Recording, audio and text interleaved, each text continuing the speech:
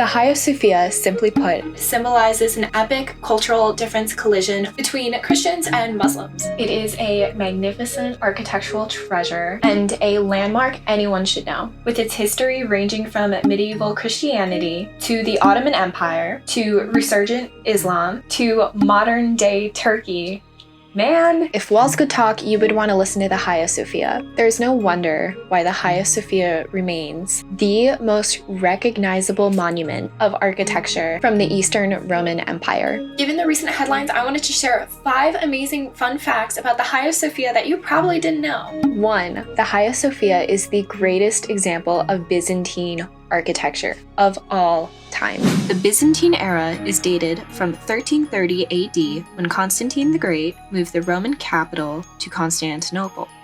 This lasted until the empire fell in 1453.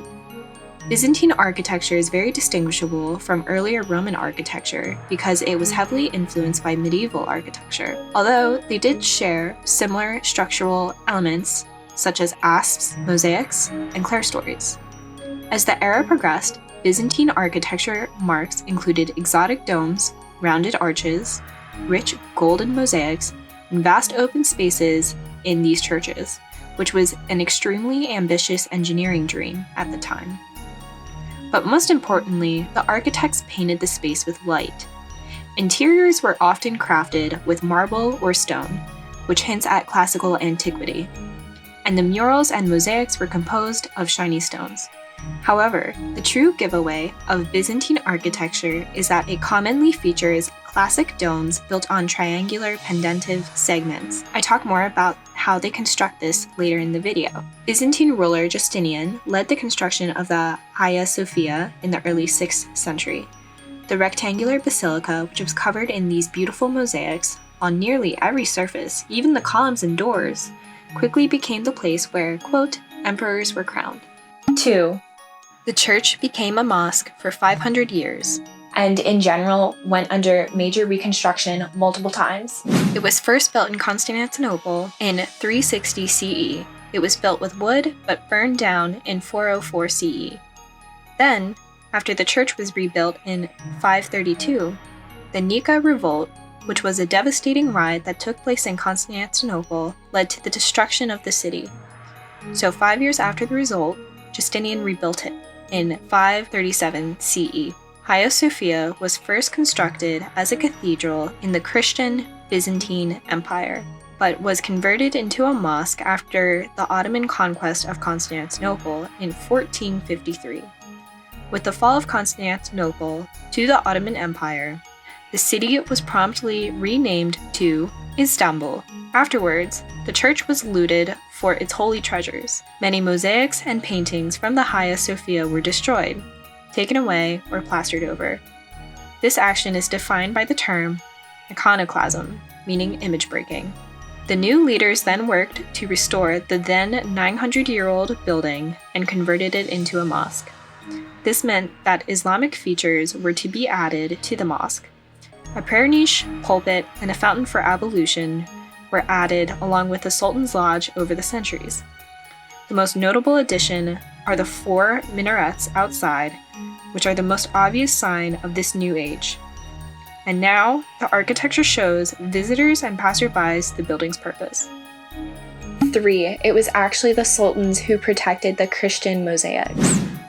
Instead of destroying the frescoes and extraordinary mosaics on the interiors, when converting the Hagia Sophia into a mosque, they plastered over the images and covered the walls in calligraphy and other Islamic designs.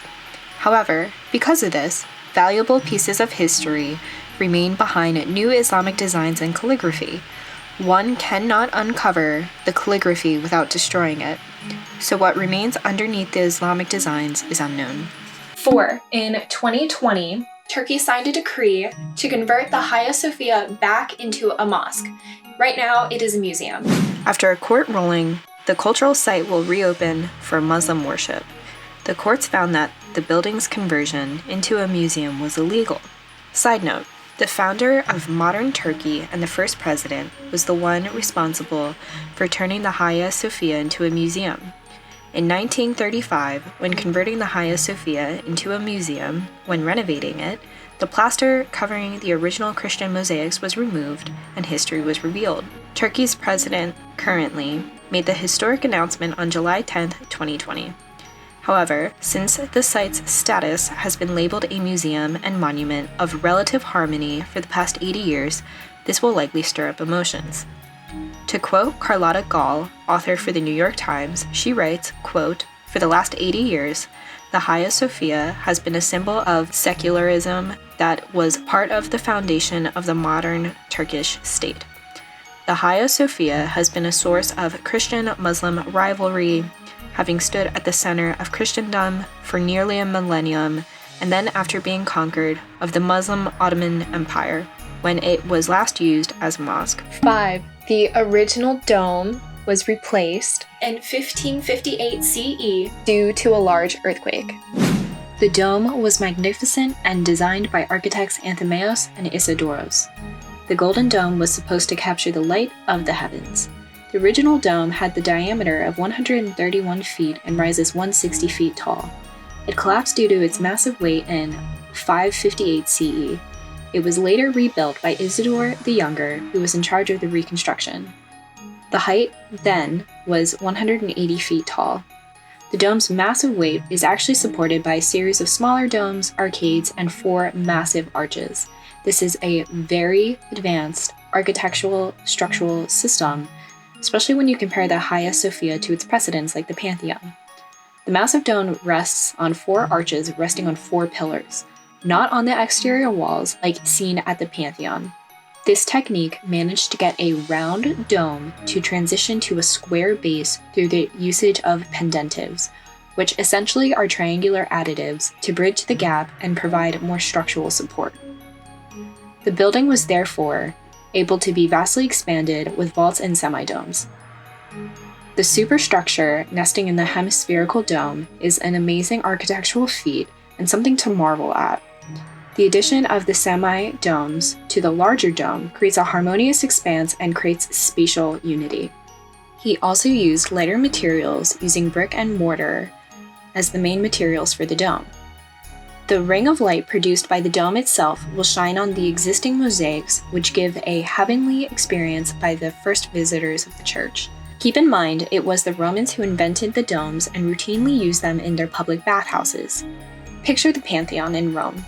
The dome on the Pantheon determined the exterior shape of the building, and naturally, because it was a rounded shape, the architect, Apollodoros of Damascus, made the only source of light in the Pantheon being the oculus at the tip of the dome. And a bonus fact for you is that the Hagia Sophia actually means holy wisdom. Originally, when it was first built, it was known as the Great Church. It was renamed the Hagia Sophia in 430 CE.